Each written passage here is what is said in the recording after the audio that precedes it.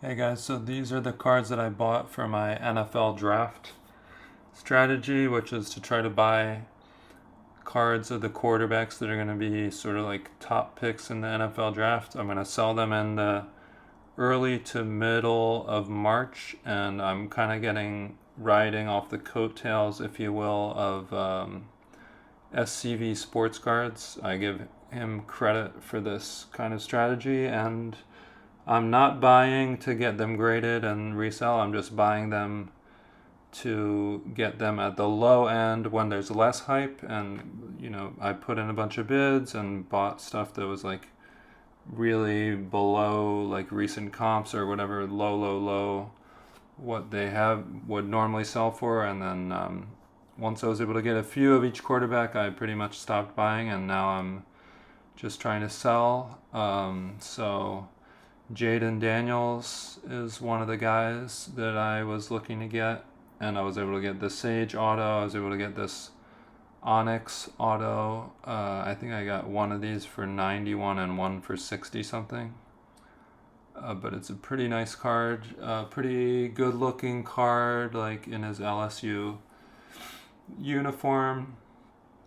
And this particular card I've actually sold, and I think I had it listed for like 200. Like I said, I paid 90 for this one, and the guy offered me 160. I accepted, and I sent it to him, and then he wanted to return it. So he, that was like super annoying. It cost me $10 to ship him the card, and now I have to pay for him to ship it back to me, and so that's just like, what are you gonna do?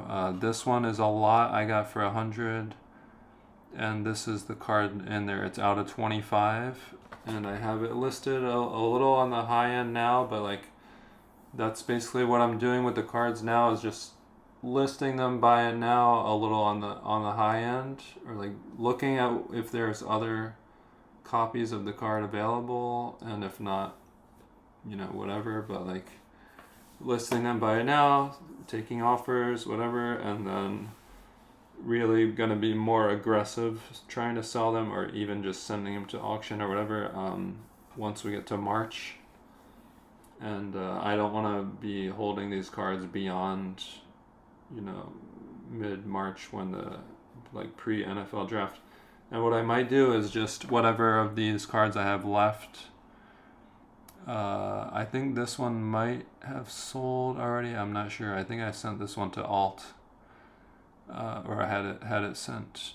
No, I'm not 100% sure anymore. But Bo Nix, Bo Nix is another of the guys that I got. And what I was gonna say was, I think whatever cards that I still have that didn't sell, like buy it now, best offer kind of thing, I'll just send them over to DC Sports 87 to have them auction them off like in the middle of March, so they can get sold like around mid-March, no later than that. And then there's this one. This is like a 1/1 Bo Nix, 122. I have that one listed now, and we'll just see what kind of offers I get on some of these cards. And this one I sold already. I got like four or five from the same seller, Husker Baseball.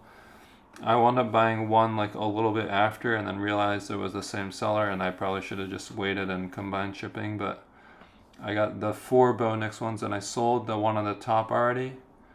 I think it was like 140 or something. I think I have the screenshot of that, or it was this one, the $47 one. I think the other one is numbered out of 5. It's numbered 505, and I have that one listed. But this one that doesn't have a number on it, this is the one that sold, and I think it might have sold for like 100 or something, but I paid 47 for it. So that was a good flip so far.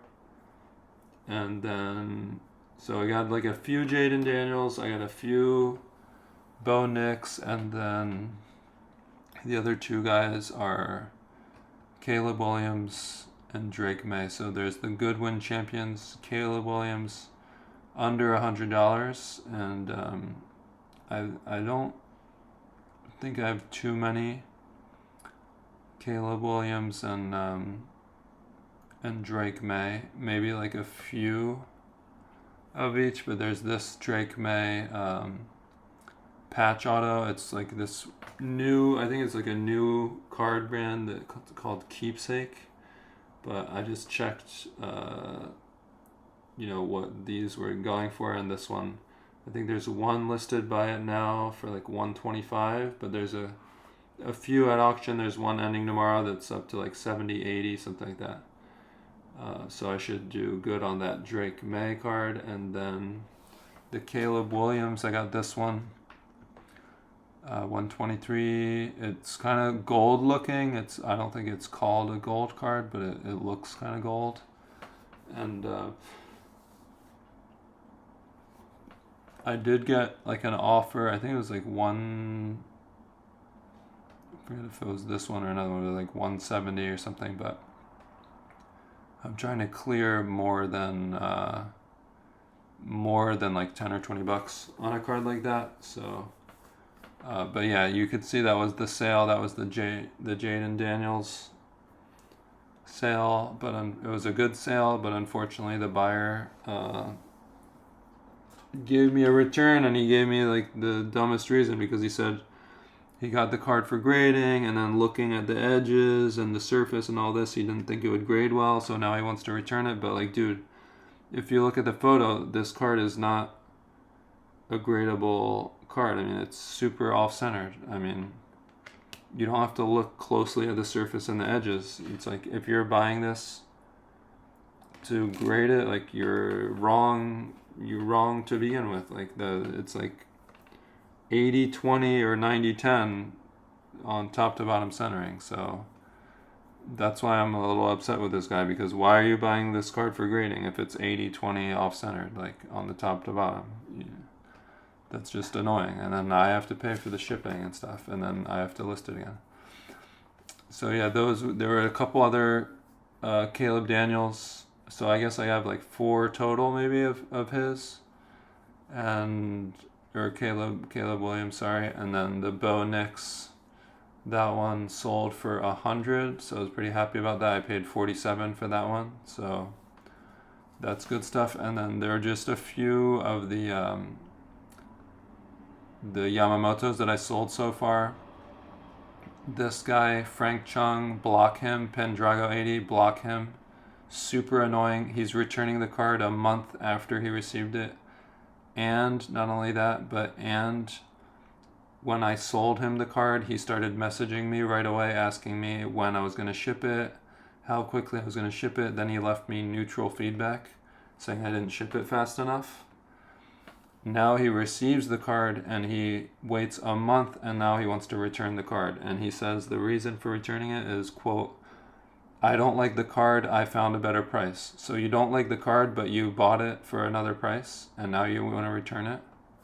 That doesn't really seem right to me. So you can buy a card and then find a better price for it a month later and return it. So not really sure what's going on with that guy, but he's blocked, and I would suggest you guys block him too. Then I sold this lot for 50, and I have like a bunch of other lots like that. And then I sold that one PSA 10 for 350. That was a good sale. I'm into those PSA 10s for like in the low 200s. So the 350 was a good sale, but right now they're not selling for as much as what I paid. So I'm hoping that Yamamoto can surge in price a little bit as baseball season starts to get going.